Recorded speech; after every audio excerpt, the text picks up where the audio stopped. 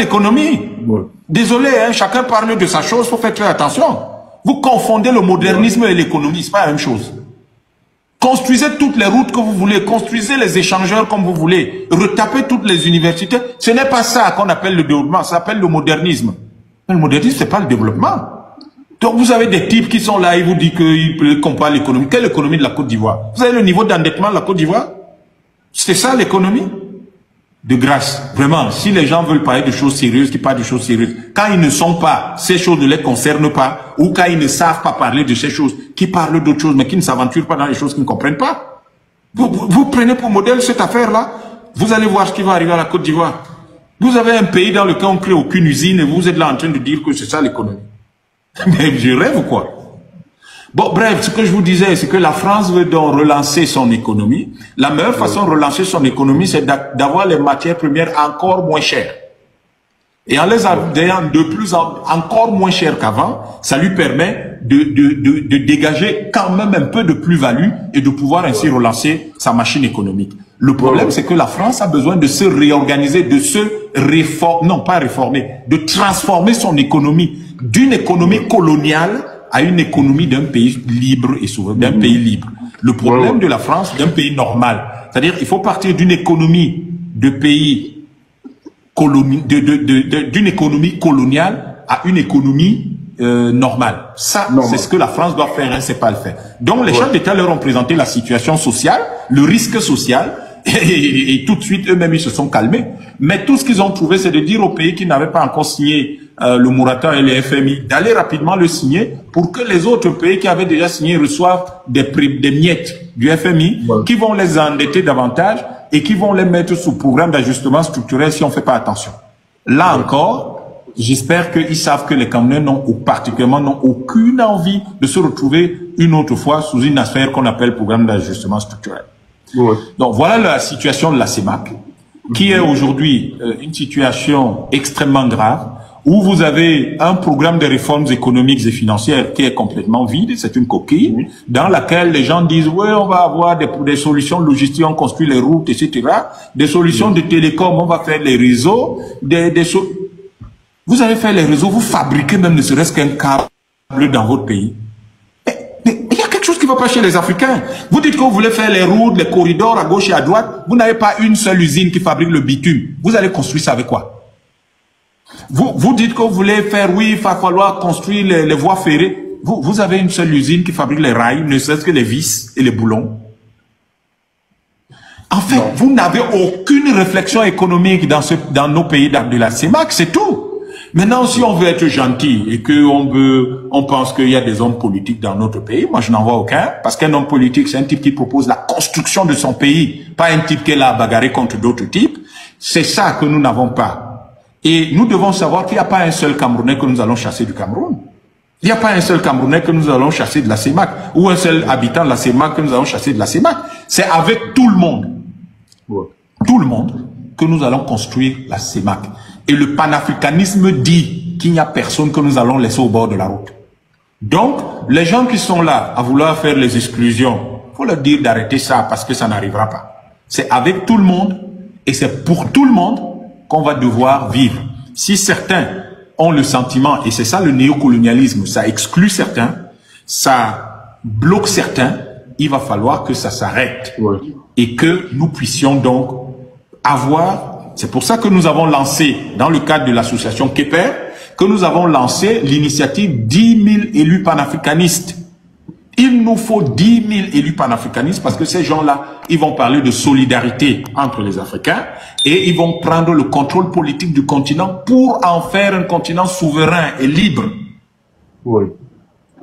L'une des raisons pour lesquelles je dis que la réunion de Yaoundé c'est un cirque burlesque, c'est que en 2022-2021 par là, l'Afrique c'était 33% des exportations de matières premières dans le monde.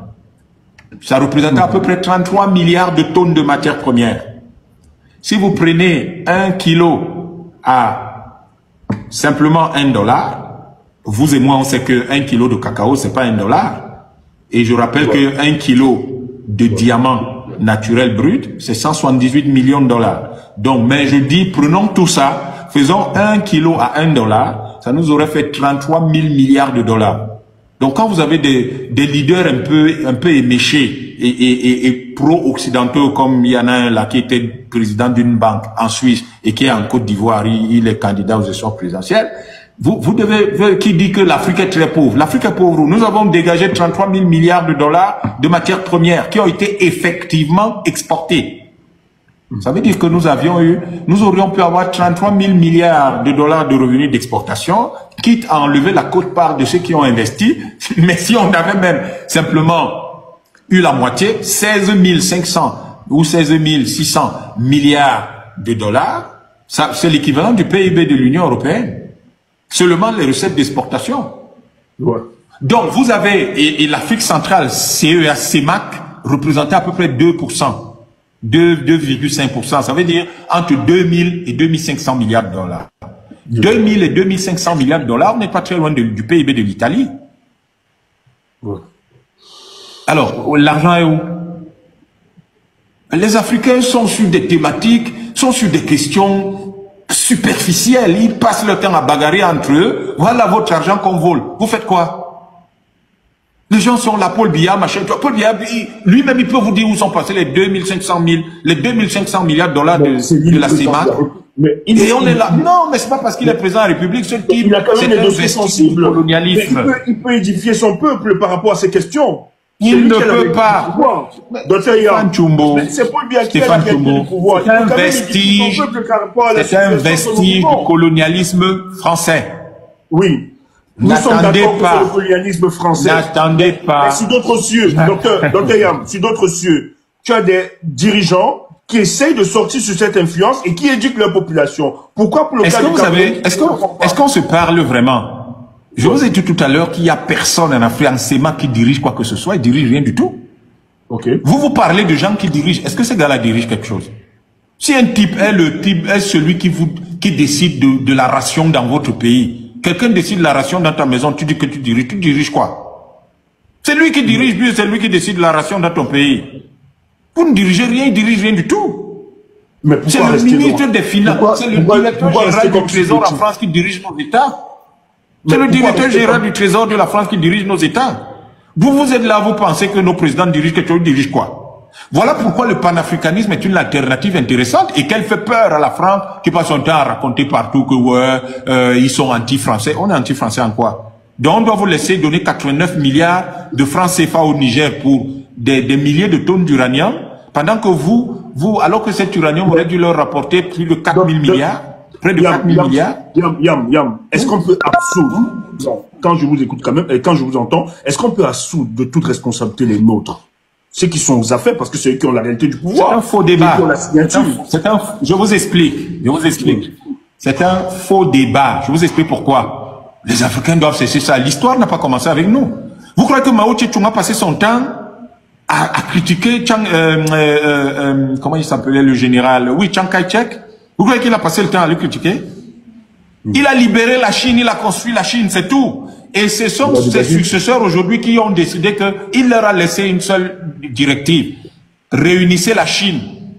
Et aujourd'hui, Xi Jinping, qui est né même après 49, il est là, il essaye il va réunifier probablement la Chine. S'il ne le fait pas, son successeur il va le faire. Les Africains doivent laisser les débats superficiels. On n'est pas là pour dire que Biya est bon, n'est pas bon. C'est pas ça qui est important. Ce qui est important, monsieur, c'est que les Français le maintiennent. C'est un système.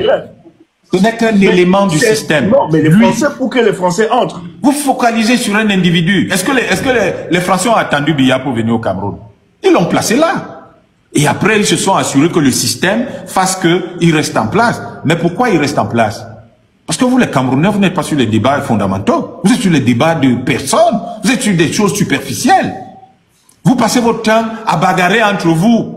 Arrêtons de bagarrer entre nous et de regarder le vrai problème que nous avons. Le problème que nous avons, c'est pas Biya. C'est Biya qui a le franc CFA. Bavardez comme vous voulez. Changez de président comme vous voulez. Tant que j'aurai la monnaie, vous allez faire quoi?